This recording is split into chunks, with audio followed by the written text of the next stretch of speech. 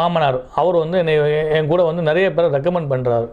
So அதில் தான் ஒருத்தர் வந்து நம்ம வந்து ஊத்துக்குளி பள்ளிவாசலில் கட்டினதை பார்த்துட்டு வந்து அவரோட பில்டிங் வந்து ஃபஸ்ட்டு பில்டிங் ஒன்று கொடுக்குறாரு. ஒரு 6 lakhs கான்ட்ராக்ட் வந்து.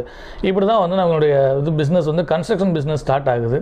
ஸோ இதே டைமில் வந்து நம்ம வந்து வேறு ஏதாவது அடிஷ்னலாக பண்ணணும் அப்படின்னு சொல்லிட்டு நாங்கள் என்ன பண்ணுறோன்னா ஒரு டிஷர்ட்டு ட்ரேடிங் பண்ணுறோம். அதுபோக டீத்தூள் பிஸ்னஸ் பண்ணுறோம். பிரிண்டிங் அந்த ஸ்க்ரீன் பிரிண்டிங் பண்ணுறோம். அதுபோல் அந்த டைமில் வந்து சைனா குட்ஸ்னு ஒரு ஃபேமஸ் இருந்தது. எந்த பொருள் எடுத்தாலும் சைனாலேருந்து வருதாமா, ரொம்ப சீப்பு, பைக் வருது, கார் வருது அப்படிங்கிற ஒரு கான்செப்ட் வந்து 2001 ரன் ஆகிட்டு இருந்தது. இதை மாதிரி ஒரு 4-5 பிஸ்னஸை பண்ணலான்னு சொல்லி எல்லாமே பண்ணுறோம். பண்ணால் வந்து எல்லாமே லாஸ். அதாவது இன்னும் கன்ஸ்ட்ரக்ஷனுமே என்ன லாஸ் ஆகுதுன்னா ஒரு காலேஜ் ஒன்று பண்ணுறோம். அந்த காலேஜோட அக்ரிமெண்ட் என்ன அவங்க ரேட்டை ஃபினிஷ் பண்ணிட்டாங்க.